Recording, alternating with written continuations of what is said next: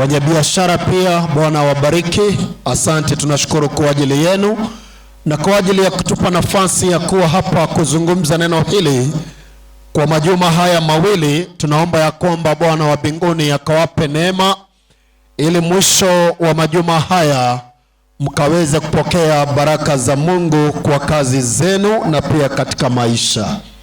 Kwa wale mliofika viwanjani na wasalimu, Bwana asifiwe. Hebu tusalimiane jamani. Asante na shukuru. Leo tunaingia kwenye kipindi chetu cha Biblia, kipindi cha safari ya Biblia. Kumbe tangu tuanze tumepiga siku 2, siku 3. Tunajaribu tu kuangalia tuelewe tatizo la mwanadamu ni gani. Tunajaribu tu kuelewa shida ya mwanadamu ipo wapi, kwa sababu hakuna vile ambavyo daktari atakupa dawa bila kuelewa ugonjwa wako ni gani. Na ndio sababu katika kipindi hiki ninaangazia tu kwa siku hizi chache tuweze kuangalia mwanadamu ana tatizo lipi ndani yake, ili baadaye tuweze kuangalia, je, dawa yake itakuwa ni gani, atatibiwa kwa njia gani? Kwa sababu ukweli wa mambo ni kwamba mwanadamu anahitaji tiba, anahitaji uponyaji. Kwa sababu ukweli ni kwamba kila mmoja anaamini ya kwamba siku moja Yesu atarudi. Siku moja dunia yetu itafikia mwisho. Na kila mmoja wetu anajiandaa, maandalizi aina gani? Anatamani ya kwamba dunia yetu ikija kufikia mwisho, basi awe amefanya maamuzi yaliyo bora katika maisha. Juzi tukaona ya kwamba tatizo kubwa la mbingu ni kitu kinaitwa dhambi. Na dhambi ile haiko mbinguni, iko duniani. Duniani mahali ambapo mwanadamu yupo, mtu aliyeumbwa na Mungu wa mbinguni duniani. Na tulipoangalia jana tukaona ya kwamba hicho kitu kinachoitwa dhambi kipo ndani ya mwanadamu. Kwa sababu jana tuliuliza, je, dhambi hii inakuwaje ya kwamba mimi mzaliwa wa miaka ya juzi ninahesabiwa dhambi ya mtu aliyeishi miaka mingi tena sana, anaitwa kwa jina Adamu? Maana maandiko yalisema ya kwamba kwa mtu mmoja dhambi ikaingia duniani, na kupitia huyo mtu mmoja dhambi ilipoingia ikaleta mauti. Na ndio sababu sasa wanadamu walio duniani wote wanapitia hali ya mauti katika maisha yao. Mwalimu, hebu nisomee kitabu cha Warumi 6:23. Sikiliza. Warumi 6:23. 6:23 inasemaje? Inasema, kwa maana mshahara wa dhambi ni mauti. Tulia mwalimu. Kwa maana mshahara wa dhambi ni mauti. Hivyo inamaanisha ya kwamba kwa sababu ya dhambi kuingia duniani, basi wanadamu wakawa wanapokea kifo ama mauti as a result of sin. Na hebu niseme jambo pale, ya kwamba hata ukizaliwa katika dunia hii na uishi katika dunia hii, uwe mtu mzuri, hakosei watu, anafanya mambo mazuri, yeye ni mtu ambaye ni wa baraka kwa wengine, ukweli wa mambo ni kwamba bado utakufa. Bado utakufa. Kwa hivyo ni kumaanisha kifo kiliingia kwa sababu ya dhambi. Na dhambi hii ili ikaweze kuondolewa, ama labda watu uliza hivi, ili mwanadamu aishi na asionje mauti, ni kitu gani kinafaa kufanyika? Ni rahisi. Ili kifo kisiwe duniani ni lazima kilicholeta kifo kiweze kuondolewa. Nacho ni kitu gani? Dhambi. Hivyo dhambi ikiondoka, hakutakuwa na kifo. Hivyo basi, msikilizaji wangu, utakubaliana pamoja nami ya kwamba suluhisho ambalo linahitajika katika dunia hii ni kutafuta mbinu na njia ya kuondoa dhambi katika dunia. Na ndio jana tukasema ya kwamba wote ambao wanazaliwa katika dunia hii wanazaliwa katika hali ya kuwa wenye dhambi. Anapozaliwa, anazaliwa akiwa katika hali ya kuwa mwenye dhambi. Na ndio jana tukasema ya kwamba kama umezaliwa na mwanamke katika dunia hii, then you qualify to become a sinner. If you are born of a woman, then you qualify to become a sinner. And if you qualify to become a sinner, then kumaanisha wewe mshahara wa kifo ni lazima. It is a must. Hata ule vizuri, hata ujiangalia namna gani, ni sawa. Utasukuma maisha tu, lakini siku moja utatii amri na utakufa. Hivyo leo unapoona watu wanakufa kila siku, inafaa ikukumbusha ya kwamba haya ni matunda ya dhambi.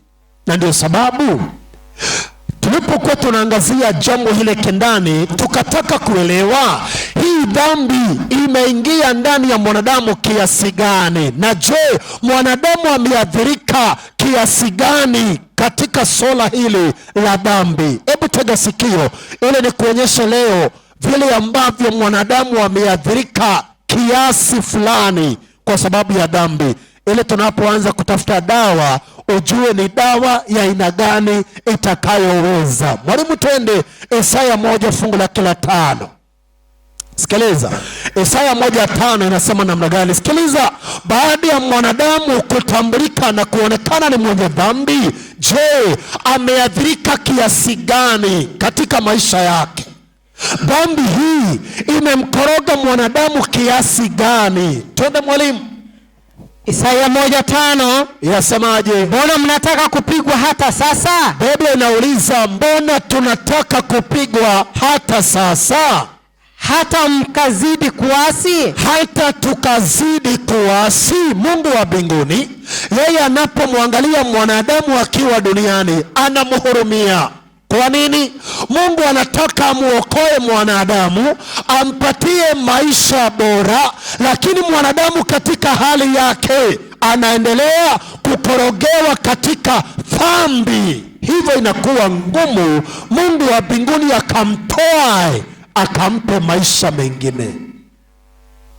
Na ndio swali Biblia inauliza, kwa nini basi mwanadamu anatamani kuishi katika ile hali hata sasa? Hata wakazidi kunini mwalimu? Kichwa chote ni kigonjwa.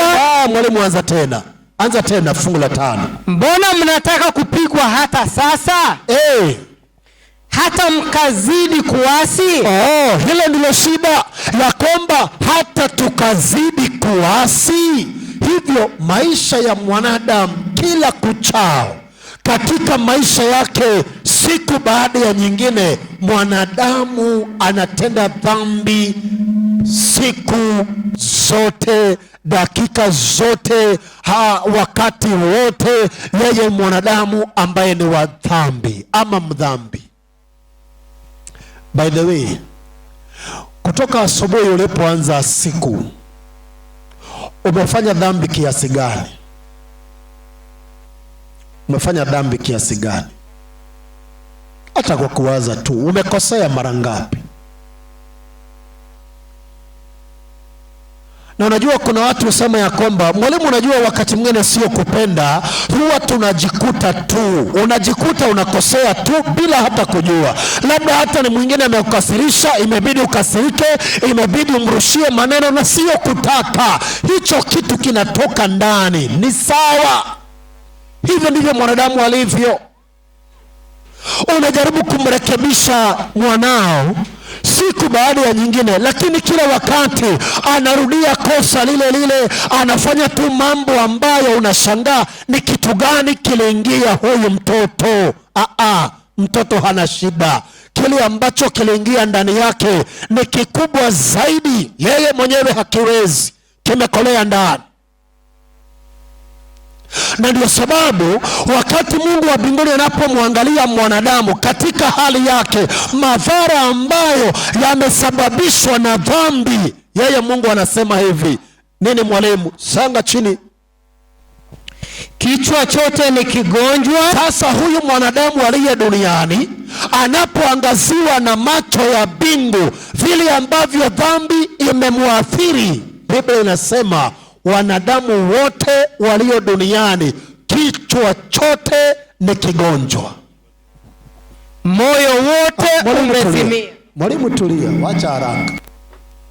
Tukiangalia mambo hii vile imeingia, lazima tuende polepole ndio tuelewe. Nilikwambia hii ni mafundisho ya Biblia, hivyo tunaenda hatua kwa hatua.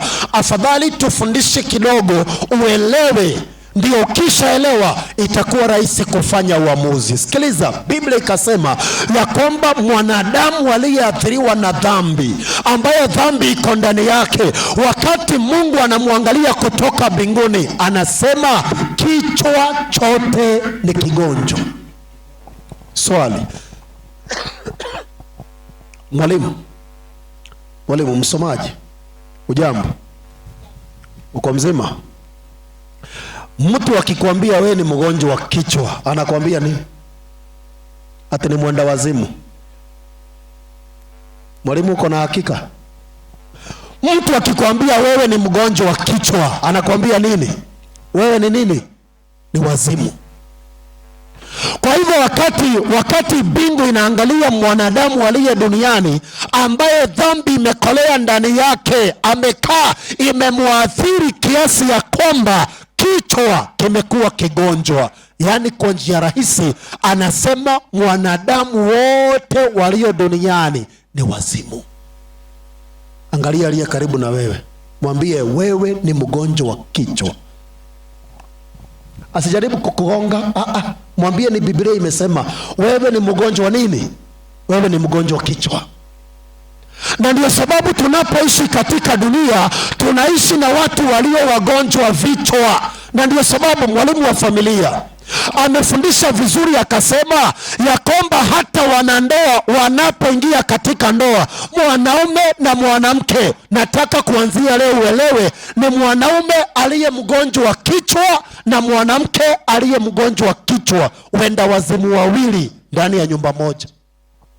Hata unafikiri hapo kuna amani? Ukifungia wazimu wawili ndani ya nyumba, unafikiri kuna amani? Na ndio sababu familia zetu zinakaa hivyo. Na wanda saa zingine unapoangalia mke wako mambo ambayo amefanya, usijali, ni wazimu. Ni wazimu inamsumbua na haina dawa. Huyo hata upeleke madhare, hakuna dawa ya wazimu ya dhambi, hakuna. Utakaa na hiyo wazimu siku zako zote, mpaka siku moja ambayo nitakuja kukwambia hapa mbele, dawa ambayo ilipatikana na ikaletwa katika dunia ili wanadamu wakunywe wakuwe sawa. Mama ujambo, ati imagine wewe ni wazimu na unakaanga na wazimu ndani ya nyumba, alafu wazimu wawili wakizaa watoto wanazaa nini?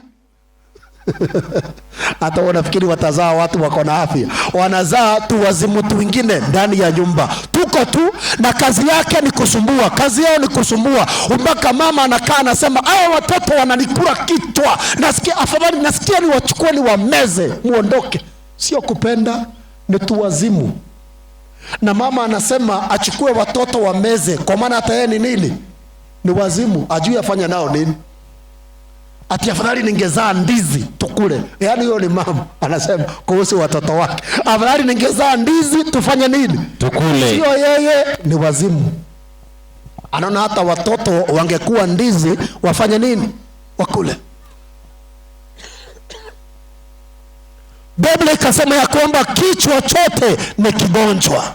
Unapoona mwanadamu anatembea duniani kutoka hapa paka Kitengela kule town, anapotembea hivi, elewa ni wazimu. Anaweza fanya chochote wakati wowote. Na ndio maana hata vile wanavaa wengine, unajua wazimu wote hawafananangi, inategemeanga kiwango cha uwazimu iliyo ndani. Unakutana na mwingine alijaribu kuvaa nguo zikamkataa, akaangalia akasema anyway, si nguo ni yangu na ni mimi ninavaa, nani ataniuliza swali? Anachomoka anaenda na ana shida yeye yako barabarani. Usishangae, kichwa ni nini? Kigonjwa. Unaonanga hata wanaume wengine, kuna wanaume anaweza toka hapa amevaa socks na slippers paka Kitengela, na anatembea tu na anakaa muungwana, yeye ako sawa, anatembea tu, kama sio slippers ni flota, anatembea na tu socks tungine tulimaliza kazi mapema, anakwenda mpaka Kitengela. Sio kupenda, kichwa ni kigonjwa, ajielewi. Na ataingia matatu naende town na amekaa tu na ni socks amevaa tu, socks tunatoshana hivi na viatu vingine ya kukaa kwa nyumba, ndio anatembea na kila mahali. Alafu kiwauliza wanakuambia hizi ndio tunavaanga siku hizi. Ni kwa sababu kichwa ni kigonjwa, sio kupenda. Hata nashangaa mwalimu wa familia alisema kuna wamama wengine nao yao inaingianga usiku, wazimu yao inaingianga, jua likienda inaanza kupanda mpaka anatoa socks aliyoshina nayo town, anafunga kwa kichwa na analala nayo, na ajali kwa tu sawa na anakaa. Alafu anaingia kwa kitanda na t-shirt imeandikwa I will go. Mwanaume akigeuka akiona I will go, anaangalia pande nyingine kwa maana ajui where anaenda, ajui ni wapi anaenda, na ni usiku wa manane. Ukigeuka uangalia tu mgongo I will go, mwanaume anatulia, anasema wacha nisiguze, kwa maana hii nikiguza inaweza lipuka na iende. Sio kupenda, kichwa chote ni kigonjwa. Hata nashangaa unakuta watu wanafanya vitu vya kushangaza, unashindwa ni kitu gani kimeingia ndani. Madhara ya dhambi inapoingia mahali pa kwanza kuguza ni kichwa, inaharibu.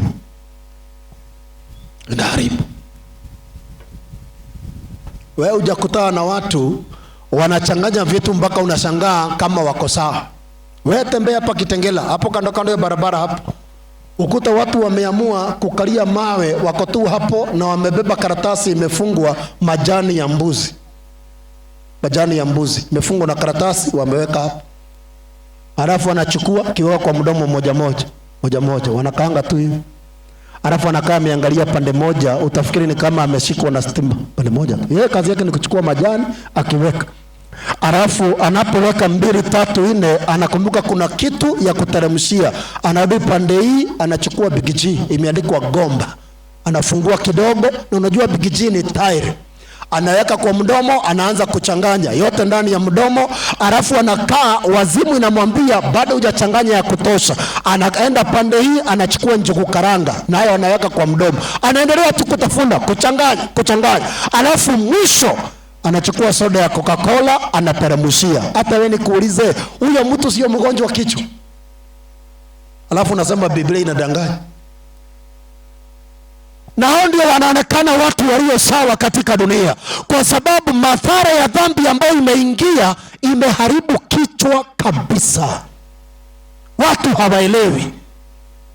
Ndio maana leo watu watazunguka, utapata wale ambao wanasikia vizuri zaidi. Unajua kuna wazimu wanaanzanga kupona polepole, wanaanza kupona mpaka wanakumbuka wanaendaga kanisani. Utanaingia kanisani, anakuja anakaa, anaangalia watu kanisani tu wako hapo. Na kwa sababu pastor anajua hawa wote ni wagonjwa vichwa, hawawezi elewa vitu, atawafanyia kwa hiyo kanisa. Sarakasi atawafanyia na hakuna mtu atajibu. Wacha nisiguze hiyo leo. Tutaingia tuone vile hii wazimu imepenya mpaka ndani ya makanisa. Hata wanaofikiria wako sawa, hawako sawa. Paka mtu, yani juzi niliangalia mwingine, mwanaume mzima, baba ya watu, aliacha watoto na mke nyumbani, anapigwa kofi na mhubiri. Abua usi dare hapa, amuka kaa hapo nyuma. Alafu mwanaume kwa sababu pia haelewi, anatoka baba ya mtu na anakaa hapo nyuma kwa kiti. Alafu saa ya sadaka inafika, tena anakuja na sadaka kupelekea yule mwanaume. Yani hata wewe kama watoto wako walikuwa siku hiyo kwa TV waone dadi vile amechapwa kofi, alafu unakuja nyumbani ya baba ametoka church, wanakuangalia wanaanza kucheka. Na nyinyi mnacheka nini? Dadi, si tuliona ukipigwa kofi. Utawaambia nini? Utawaambia nini? Utawatoa mbio kwa hiyo nyumba waende wakacheze nje. Yani watu wamekorogwa duniani, hawaeleweki na hawaelewi. Mwalimu teremka. Inaendelea kusemaje? Inasema mbona mnataka kupigwa hata sasa? Hata mkazidi kuasi. Twende. Kichwa chote ni kigonjwa. Moyo wote umezimia. Mwalimu endelea. Tangu waya wa mguu hata kichwani hamna uzima ndani yake. Hamna nini? Ima ndani yake. Asante, tulia. Biblia inasema ya kwamba madhara ya dhambi yamepenya zaidi, yametoka kwenye kichwa yakaingia katika moyo, yakafanya nini? Yakatoa uzima, kile kimebaki ni mauti. Biblia ikasema hamna uzima ndani yake.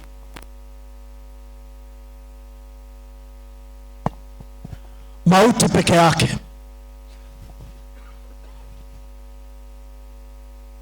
Hebu sikiliza. Kama hakuna uzima ndani ya moyo, mwalimu, ni kitu gani kipo? Kama hakuna uzima ni nini? Mauti. Kwa hivyo ni kumaanisha vile ambavyo dhambi imepenya ndani, imetoa uzima ndani ya mwanadamu, kile ambacho kimebaki ni mauti. Hivyo ni kumaanisha mwanadamu anaishi ama alikufa? Alikufa. Hakuna uzima, ni mauti. Kwa hivyo ni kumaanisha ya kwamba wanaotembea barabarani ni wagonjwa wa vichwa. Namba 2, wanatembea wakiwa marehemu. Hebu angalia aliye karibu na wewe, mwambie sikujua ulikufa. Huyo jamaa alikufa zamani, ni vile tu haja confirm, anangojea confirmation. Na ukitaka kujua ni kweli mtu ambaye amekufa, by the way niulize, mtu amekufa akimaliza siku 2, 3, 4 huwa ananuka ama ananukia? Tafadhali Wajaluo msijibu hiyo, nyinyi najua Kiswahili ilibaki mahali. Ananuka ama ananukia? Ananuka. Sasa kama mtu ananuka, nataka ufanye confirmation, ujue kama wewe ulikufa ama haujakufa. Kataa kuoga siku 3. Siku 3 peke yake, usioge. Uanze kusikia harufu kingine kanatoka, hata wewe unakasikia mpaka unaangalia kama ni jirani ama ni wewe, lakini ni wewe, ni kako. Mpaka unaanza kukaogopa, kanatoka tu polepole kaharufu. Kwa nini? Kwa maana ule mwili hauna uzima, una mauti peke yake. Na ndio maana ili ujipe moyo ya kwamba bado uko sawa, ndio maana tunaoga kila siku. Unajua ukujua ni kwa nini unaoganga? Tena unaoga na sabuni ya Menengai na ile ekenyoline, ile gunia unararua. Alafu yani hata ninashangaanga wanadamu, wewe mwanaume, wewe mwenye kamera, yani nakuuliza, yani ngozi yako ni ngumu kiasi lazima usugue na gunia? Wewe Kwa maana kwanza wewe ninaona gunia yako inakuanga ndefu sana. Ile mpaka unasugua, unakaa hivi ndio usugue mgongo wote. Yaani mpaka unashangaa, unamaliza dakika 20 ukisugua ngozi ndio ing'are. Na sabuni ya Menengai ndio ukuwe msafi. Kwa nini? Hakuna uzima, ni mauti iliyo ndani ya mwili. Alafu nasema ati kuoga ni maendeleo. Kuoga sio maendeleo. By the way, Mungu alipoumba mwanadamu, hakuumba mwanadamu wewe anaoga kila siku. Tulikuwa na miili ambayo sio ya kuoshwa, ni miili mizuri. Lakini baada ya dhambi kuingia, imetolea ndani hadi ikatoa uzima. Na saa hii tunajaribu tu kuoga ndio angalau tuone kama hii dhambi itapungua. Hebu nikwambie, dhambi huwa haipunguzwi na maji na sabuni. Hata nimesahau hilo fungu mwalimu. Hebu nitafutie hilo fungu, hebu nisomee hilo fungu. Hebu sikiliza. Ujapojiosha. Mwalimu, umepata fungu hilo? Hebu soma. Linasema Yeremia 2 mstari wa 22. Inasemaje? Maana ujapojiosha kwa magadi na kujipatia sabuni nyingi, lakini uovu wako umeandikwa mbele zako. Sio mbele zako, mbele zangu. Mbele zangu asema Bwana. Hebu sikiliza, Biblia inasema hata uoge kwa maji, hata utumie sabuni nyingi, uovu, dhambi haiwezi katoka. Wacha vile unatishanga watu unaoga mara 2 kwa siku ama mara 3. Hauwezi ukamaliza.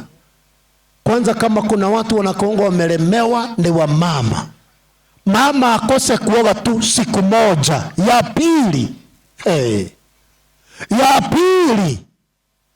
utashangaa.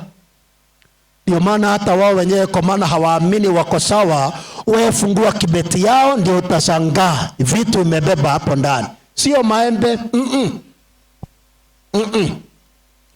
Utapata hapo kwa kibeti ameweka vitu vya kujipatia moyo ya kwamba bado wako hai, bado wako sawa. Kwa maana wanajua wao walikufa zamani. Na mtu akikufa anaanzanga kunyauka ngozi. Kweli mwalimu ama si kweli?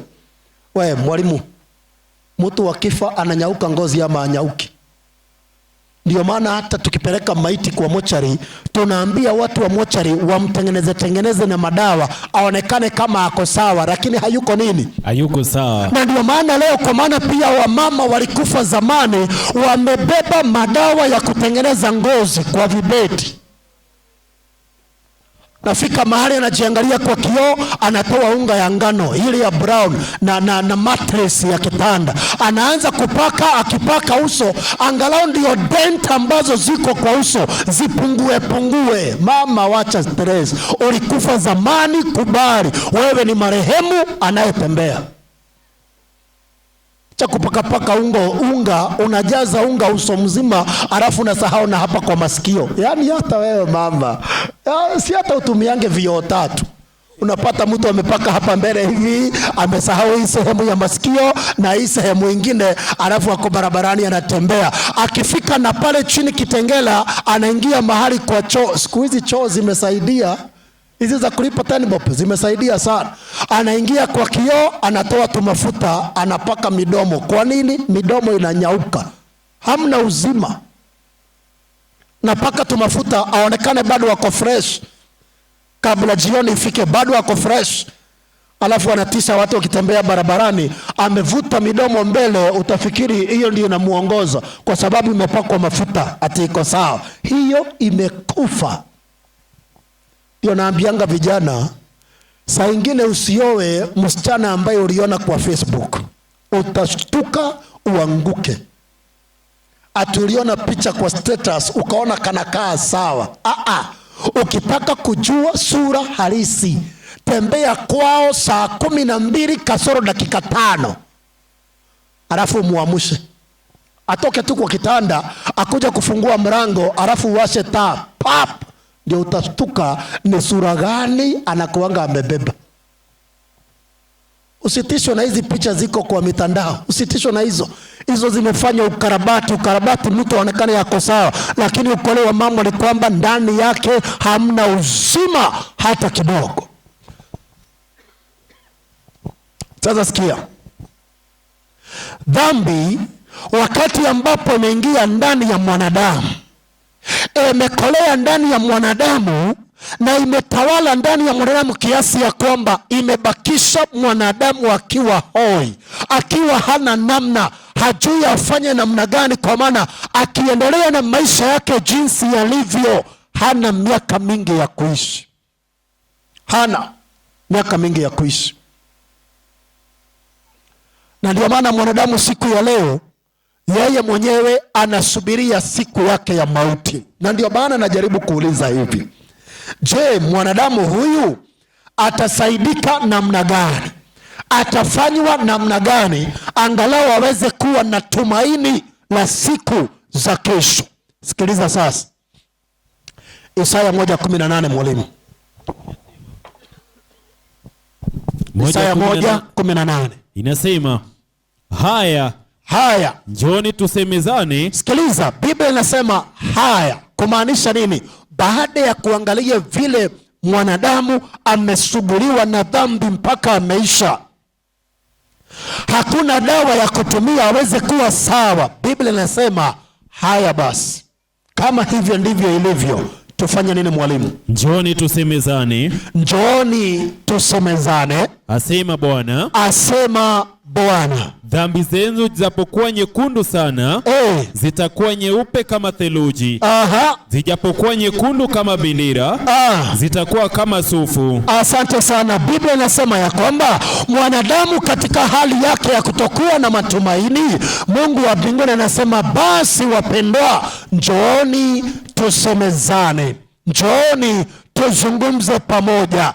Come, let us reason together. Ndiyo, ninajua dhambi zimekuwa ni nyingi. Ndiyo, ninajua hali ya mwanadamu iko hivyo, lakini bado mimi niliye muumbaji wa mwanadamu, I still have something that we can talk together. I still have something that I can work out for our tomorrow. Mungu anasema, come, let us reason together. Ni nani mjioni ya leo anasema, Mungu, kama huo ndio wito unaotuita na unasema tuje tusemezane, I am ready to come and reason with you. Simama tuombe. Kama ndilo ombi lako, hata uliye katika nyumba, najua uko mbali, najua uko pale nyumbani, lakini bado Mungu anakupenda na kujali. Hakuna kitu kizuri katika maisha haya kama kumpa Mungu nafasi katika maisha yako. Why? Because God is the only physician who can work out the sin problem of man. He is the only physician. Hatutapeleka hospitali, hatuwezi peleka kwa waganga, hatuwezi kunywa mitishamba.